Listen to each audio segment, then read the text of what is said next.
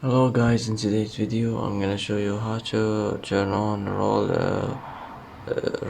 manage events on events permissions on your accounts on Discord. Easy and quick. First click here, now click settings, and now click roles, now click here, and now click permissions, and here as you see you will find manage events. Click on it, and after this click save, and it will be saved. And that's it for today. And that's it for today's video. If you like this video, don't forget to like and don't forget to subscribe. I hope this video is helpful for you, and thanks for watching till the end, and see you in the next video.